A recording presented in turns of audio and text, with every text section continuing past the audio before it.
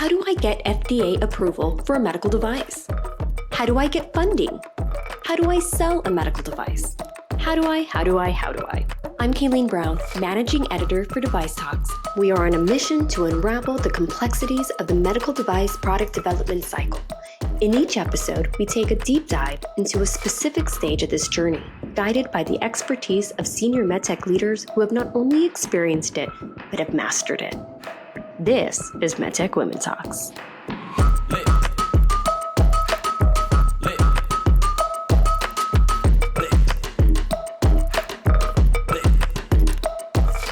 Kirsten Carroll, welcome to MedTech Women Talks. We are here today at DeviceTalks West, October 18th and 19th, 2023 in Santa Clara.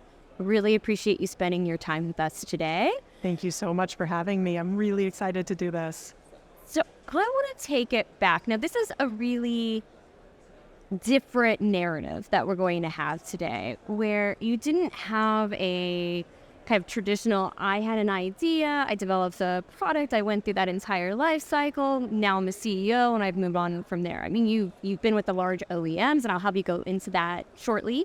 You went from large OEM to what would have been considered a startup, as we know, is Imperative Care, which is not a startup any longer, to pivoting a little bit outside of MedTech into Kandu Health. So can you take us back? How did you get into medical devices?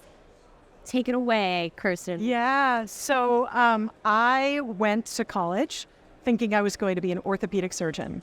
I was a swimmer. I had shoulder injuries all the time. I was going to become an orthopedic surgeon, and I was going to fix people like me. And it was actually, I took a history of medicine class my sophomore year that got me thinking maybe I didn't want to practice medicine. I had a shoulder injury that sort of ended my swimming career.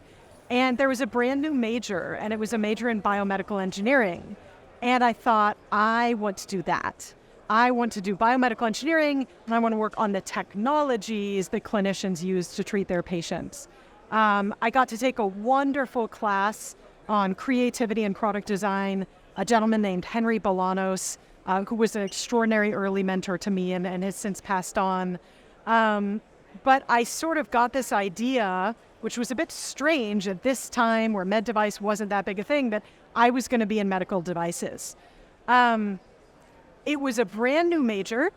The classes were all sort of kludged together in a way that I was never in the core of the thing I knew well. I was taking mechanical engineering with the mechie majors, and I was taking fluid dynamics, and I was taking differential equations, and I was taking biology. And this led to me deciding I wasn't a very good engineer, and there wasn't a career path in that. And I got really lucky in falling into product management at a little startup company that was working in embolic protection. I remember before I graduated, I flew and did a weekend course on sort of CFR, design control regulation, and what does it mean to work in design control. And then I was off to the races at this tiny little startup. I decided pretty quickly that I needed more education to be doing what I was doing, and was lucky enough to get into the MBA MPH program at UC Berkeley. So I did that. It was a 5-semester program. But I think the lasting thing that had happened in my early experience was developing this passion for neurovascular care. So moving up from the carotids into the brain. My entire essay when I applied to UC Berkeley, and it said, what do you want to do with your career? So I want to make stroke treatable. So there was one company I felt like was really focused on that, and that was Boston Scientific. And I called up someone I knew there, talked my way into a summer internship, and that was the next 15 years of my life with that group. And I loved them dearly, in spite of having advanced to the next thing in my career. So it was 8 years at Boston Scientific Neurovascular, and then they divested our division and sold it to Stryker Neurovascular. So then another 7 years at Stryker before I went on this path now with Imperative Care and Kandu. I'm blown away. I have not heard the story yet of kind of piecing together a medical technology major. So I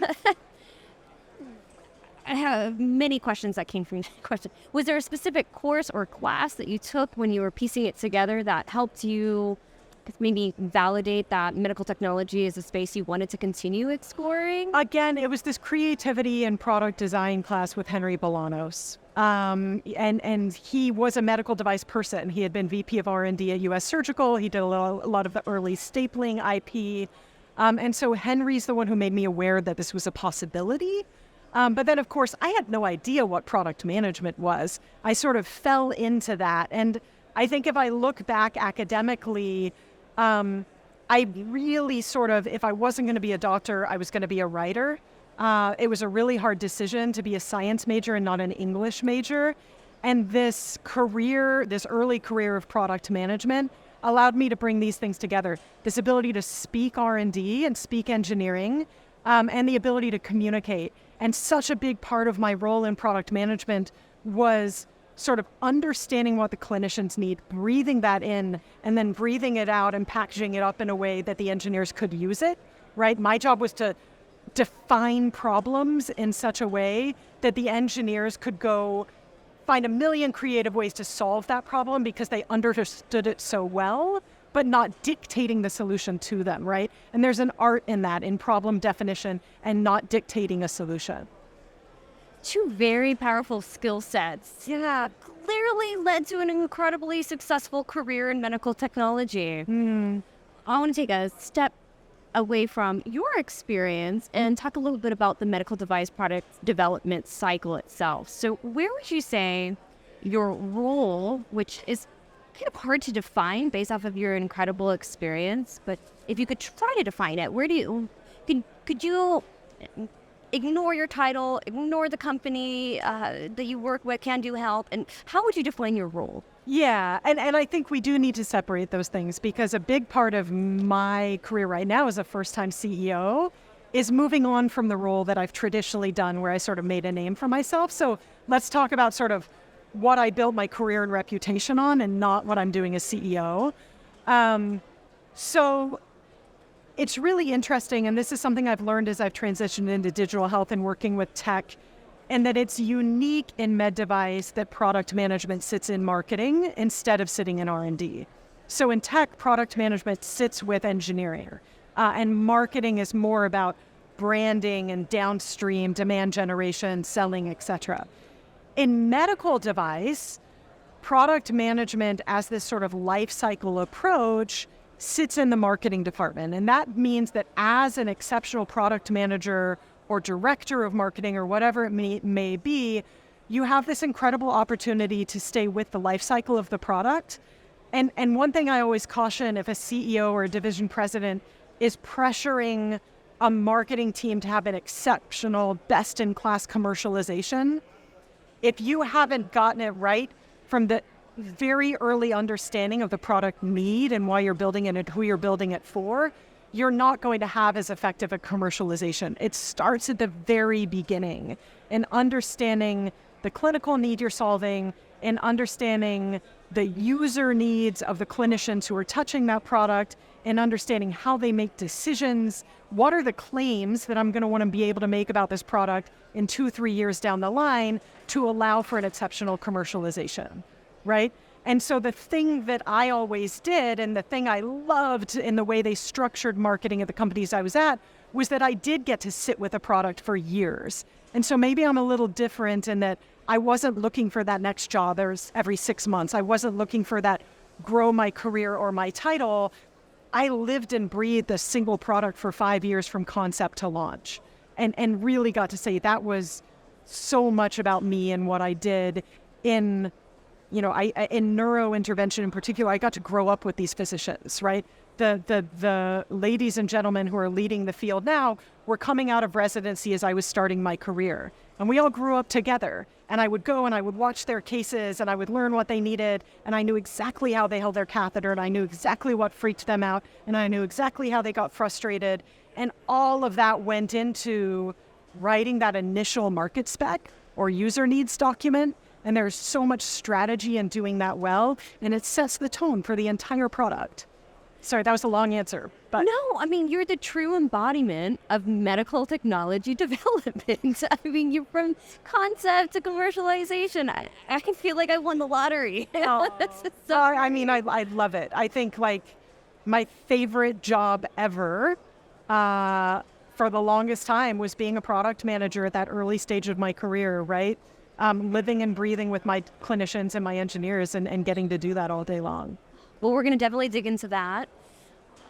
So you had kind of touched, you said that kind of where you want to begin development is at the beginning, of course. But you had talked about how the early stages and the considerations of the early stages is really integral to the entire process. I'm trying to understand where product development and your role sort of fits into the entire cycle. I mean, is it the cycle or is it a stage within the cycle? Yeah, I mean, so if we talk about the cycle, so I moved from product management and marketing into strategic development. And so if you think there's a cycle in running a business, the first one is developing your strategy. Do you know where to play, how to win, how to sequence it? Do you know the economic logic of what you're trying to do? Can you articulate that? From there, you go into portfolio planning. What are the sets of products that I'm going to develop to actually achieve that strategy? What are the bets I'm going to place? I have this many dollars to put into R&D and clinical. Where are they going to go? And then from portfolio planning, you go into operational planning. How am I going to resource this, right? How many engineers on the team? How many product managers, how many clinical team members, et cetera, and you're off to the races in execution. So there's that overarching sort of life cycle management, company strategy management that has to be done. If you're a product manager, you are now given that result of that portfolio planning and operating planning process. You are developing a product that is intended to play this role in the company, achieve these things. These are the resources you've been given. You have a project manager in the center who's organizing everybody. But now your job as the product manager, again, is to write that initial opening document of what are the user needs that we're deciding to address. And that's a really big deal. I have a colleague, Chad Rue, and one of my favorite things he ever said to me is, Kirsten, I can do anything, but I can't do everything. And that's true of a product as well. If you try to write a user needs document for the perfect product that achieves everything and satisfies every user, you are never going to get to market, right? So you have to understand who this product is built for, which situation it's built for, what are the things that are absolutely immovable in what it has to achieve, and where can you give a little? And you set that tone and you help the whole team understand why are we doing this and what does success look like. I'm hearing a lot of collaboration, and I think that's an incredible phrase. You know, you can't do everything. I mean, I didn't. Right. The product can't do everything. The company can't do everything. Exactly. So let's talk about collaboration. Yeah. So at what point do you collaborate with the other groups? So R&D, clinical affairs, engineering. Like, at what stage do you collaborate? From the beginning.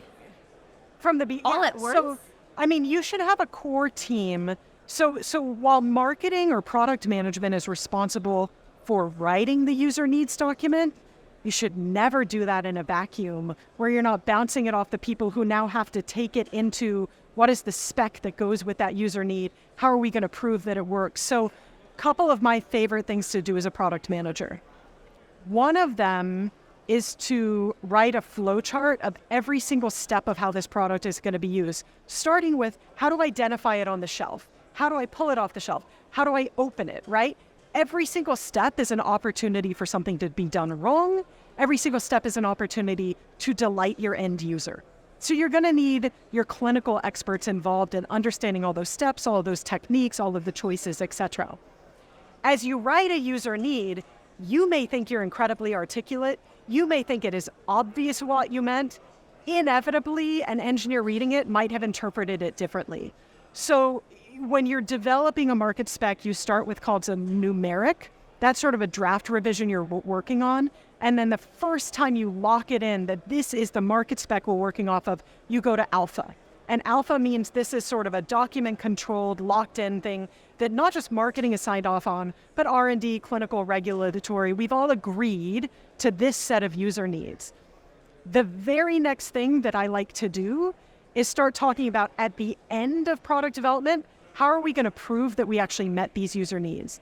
What does that test look like? Is it a hands-on evaluation? Is it a lab evaluation? Is it a benchtop test? Because when you actually start talking about how am I going to prove it and what's the claim I'm going to make, all of the sudden you start realizing all the places that people misunderstood right? Oh, you said it needed to be soft. I thought that meant it had to be bendable. It turns out it's actually how hard it pokes, right? A completely different understanding of what the word soft might mean to somebody. So the collaboration should be from day one. And there is nothing worse than having a user needs document or a market spec that feels like a box checking exercise and isn't adding value, or that people disagree with and think, well, I want to work on a different product than what was articulated here. I don't understand why I'm working on this.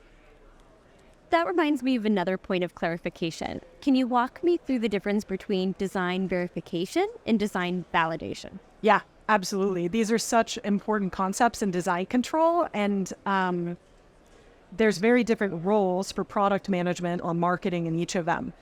So when you go through design control, we just talked a lot about establishing user needs, understanding what people need when they use the product.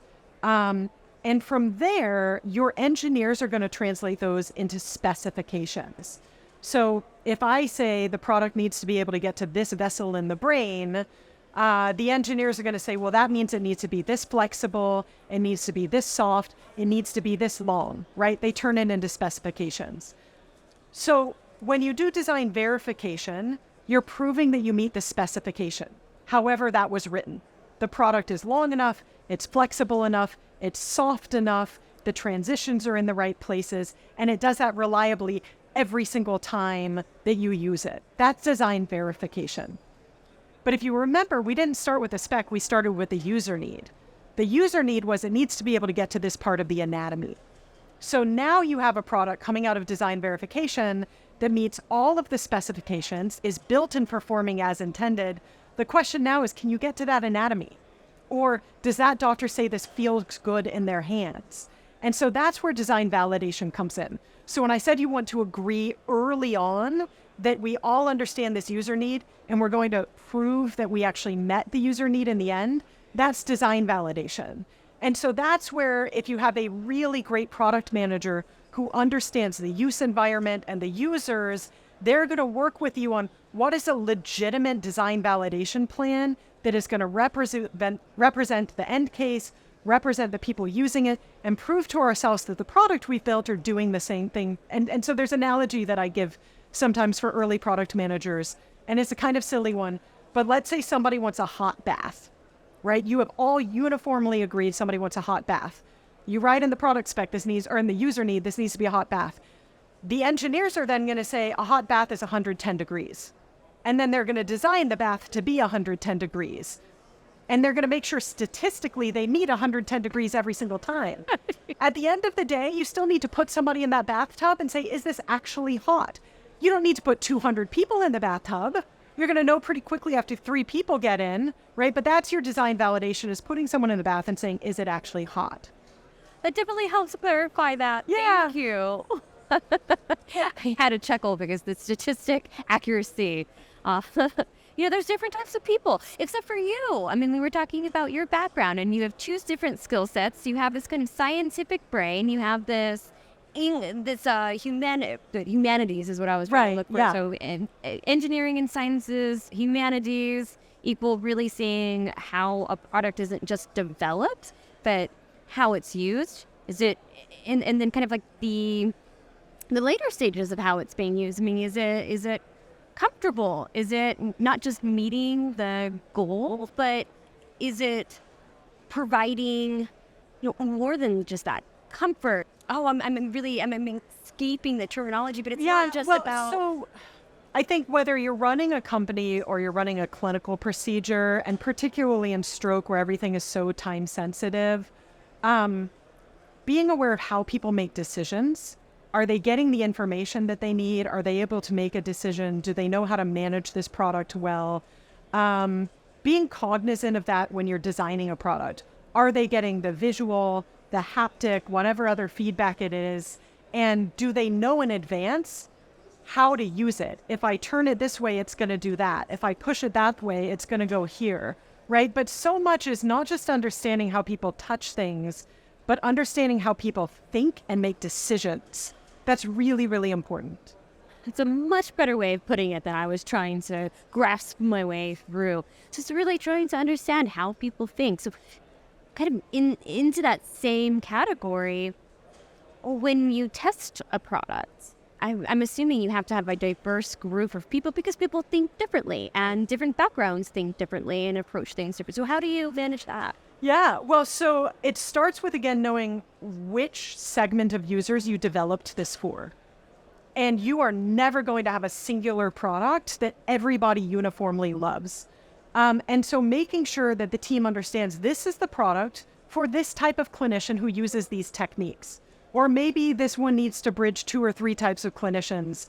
And making sure that you are bringing people in and you know the users well enough. I knew, and I'm not going to name names, but I knew this is my person who is all about feel and is an artist. And this is my person who is all about speed. And this is my person who is all about predictability. And they are so obviously that person. I can bring in each of them and have them do the evaluation. And I know how I'm going to perform with each of these groups. Really targeting the right person to test the product at the right time. Yeah.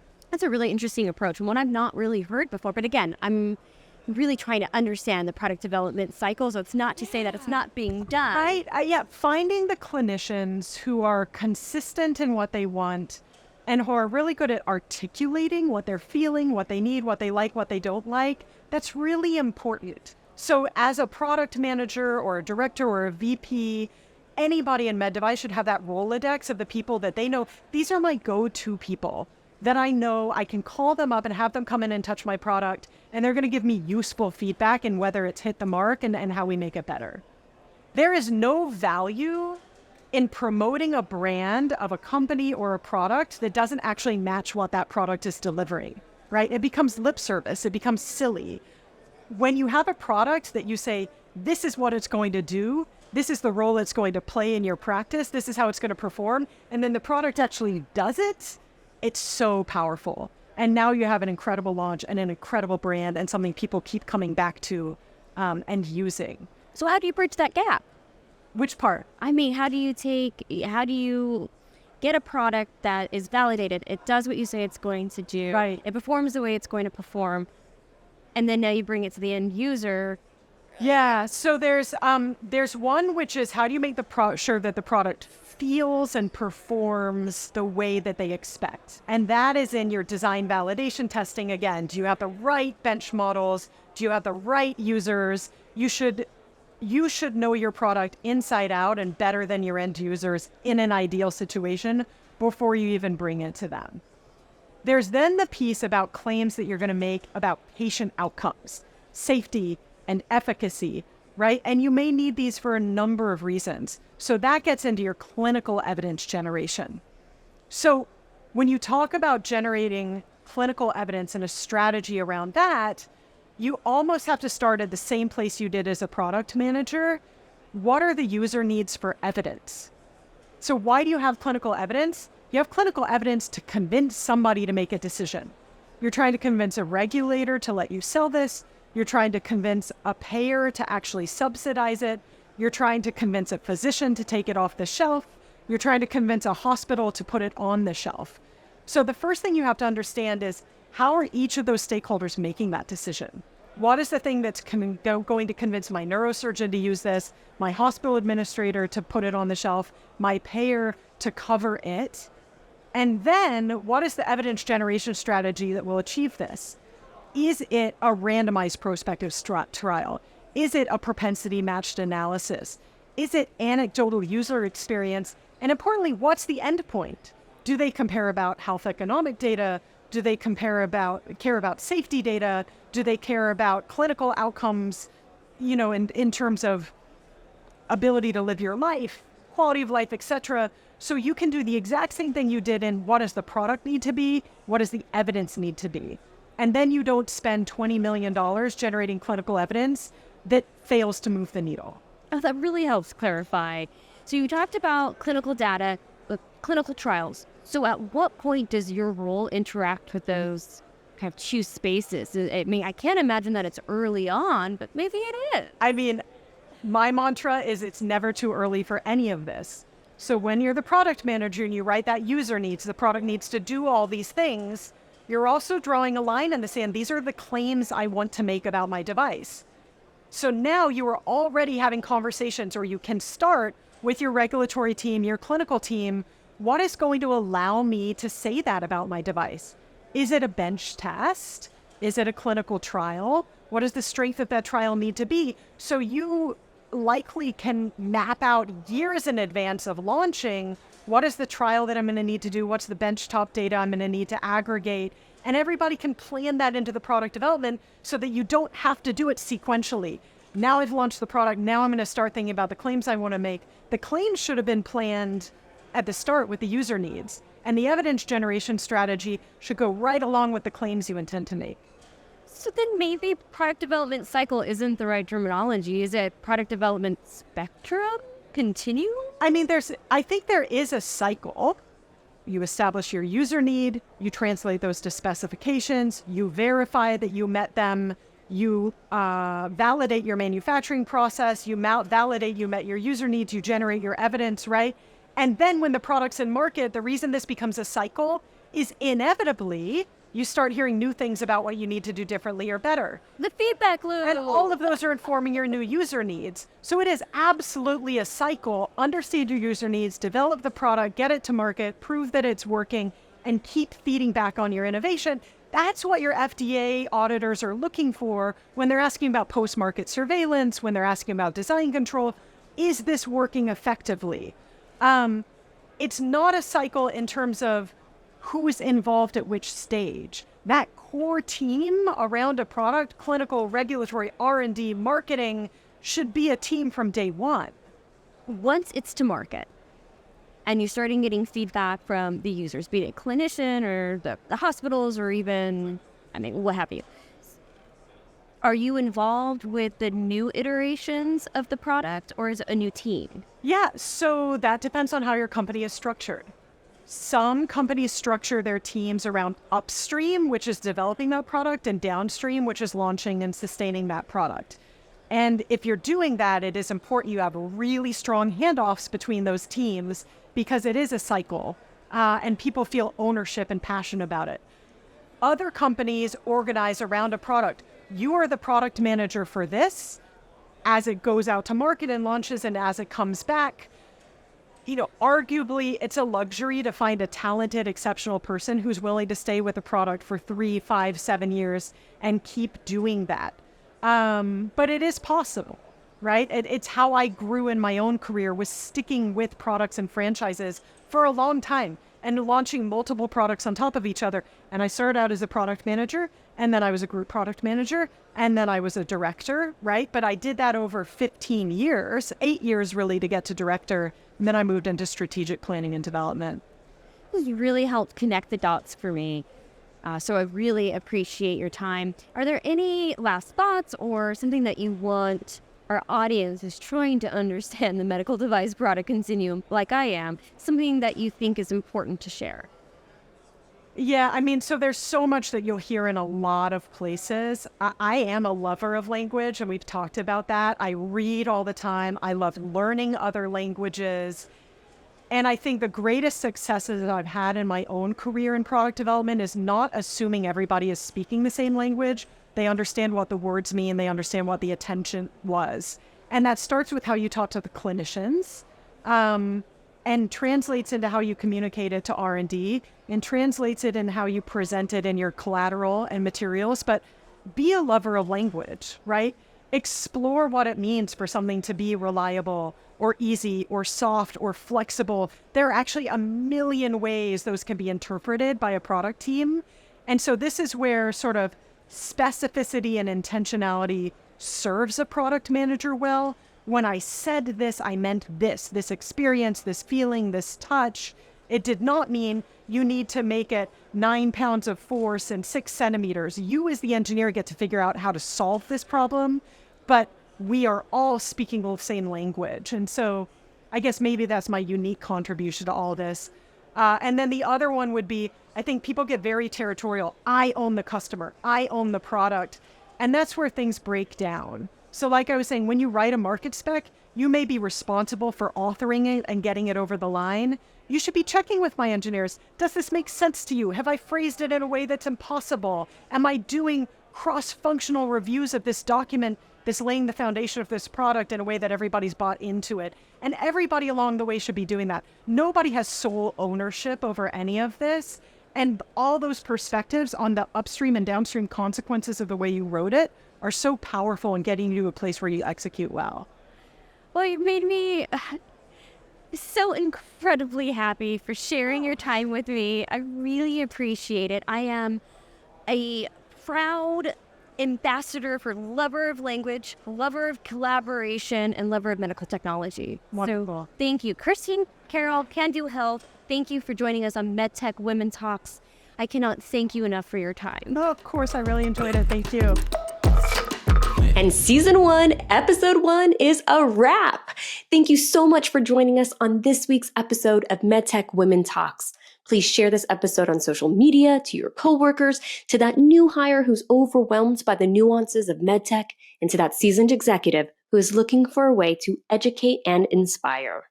Please like, follow, and subscribe to the DeviceTalks Podcast Network to never miss an episode.